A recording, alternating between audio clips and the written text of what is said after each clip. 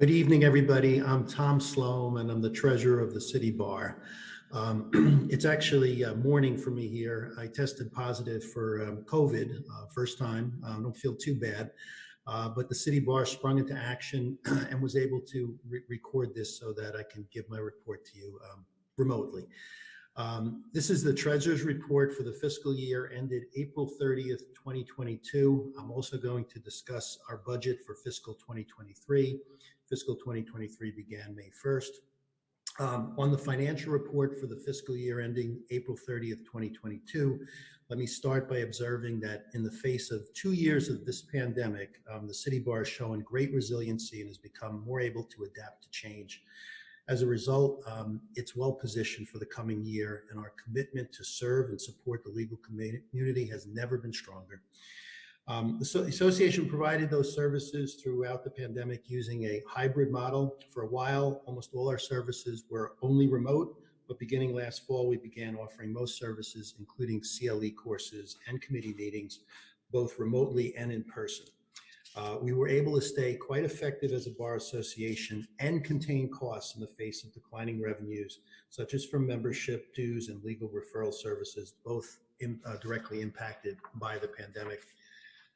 We received help on the revenue side by a payroll protection plan loan of $1.56 million, which was later converted into a grant. Another unexpected contributor to our revenue has been the rental of space in our building for film shoots. With the building largely empty, we were able to accommodate many more than in the past. On the expense side, our inability to reopen the building delayed rehiring of building staff and curtailed catering expenses. And even after the building reopened, the hybrid workforce model helped us realize savings in many different kinds of expenses, such as utilities, office supplies, printing costs, among many others. Overall, through cost containment and new or enhanced revenue sources, the association was able to post a sizable financial gain for our year ending April 30th, 2022. The association's revenue was approximately $14.4 million, and expenses were just over $12.2 million, resulting in a revenue exceeding expenses by over $2.1 million. So from a financial perspective, it wasn't a bad year. We are going to use this surplus to retire a portion of our debt and to boost reserves for the coming fiscal year. Now, let me turn to that coming fiscal year. The proposed budget for fiscal year ending April 30, 2023 calls for a deficit of $985,000. That budget is based on approximately $13.1 million in expected revenue and $14.1 million in expenses. The association plans on covering this deficit through some of that excess income generated from last year. The association also has been using some of that income to repay a $2 million loan it borrowed from the City Bar Fund in July of 2020 to help it during the pandemic. It has been repaying that loan for monthly installments since July of 2021. The association will likely repay the remaining approximately $1 million in debt to the fund through a draw on our unused $4.5 million BNY Mellon line of credit. That borrowing will leave $3.5 million availability under that line. Now, every year we have to make assumptions in preparing our budget. Finding the right assumptions this time was particularly challenging given pandemic and economic related challenges. For the coming fiscal year, some of our assumptions including that the building stays fully open, but demand for services stays lower than normal, which will result in delayed rehiring of certain building staff, therefore expense savings. Salaries increase between 1% and 4%, depending on particular positions, with an average of 3%, and fringe benefits will increase approximately 10% on the average. Meeting services continues to rent out the City Bar building for outside events such as law firm meetings, weddings, and film shoots. Membership grows through a coordinated and concerted effort with new initiatives by our marketing and membership departments, as well as a drive to get our board members to bring in new members. Revenue from legal referral services increases to approximately $1.8 million due to the full reopening of the court system, which will advance the cases and result in more settlements and thus fees to LRS. Revenue from CLE is expected to increase due to the association offering a more flexible platform to enable attorneys to attend classes in person or remotely for virtually all of our courses. Rental income from the City Bar will remain flat.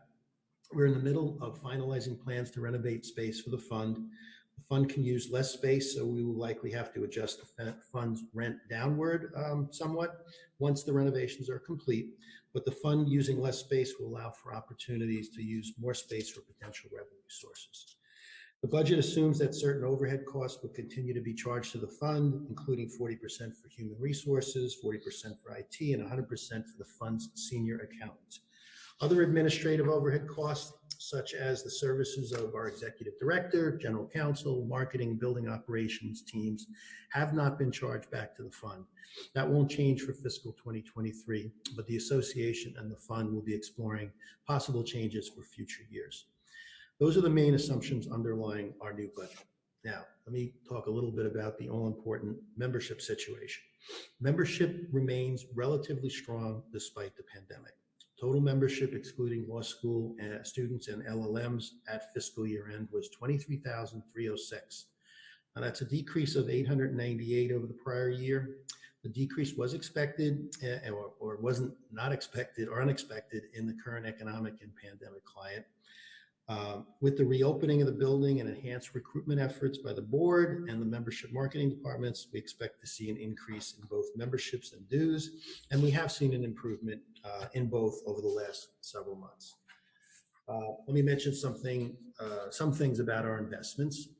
Our investment committee, chaired by John Baumgartner, meets on a quarterly basis with our investment advisors, crucial partners, to discuss the associations and the fund's investment portfolios. The association's investment portfolio consists of managed accounts as well as ownership of the second floor condominium in the building next door.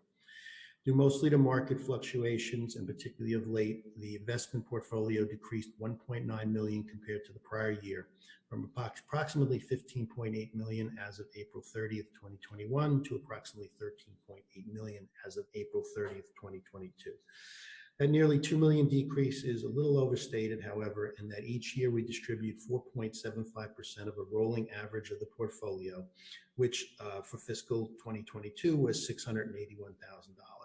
Withdrawal of an amount like that for operations is a standard practice in the not-for-profit world. The association's assets decreased somewhat due to the previously mentioned decline in the market value of the investment portfolio, but also from depreciation in certain fixed assets.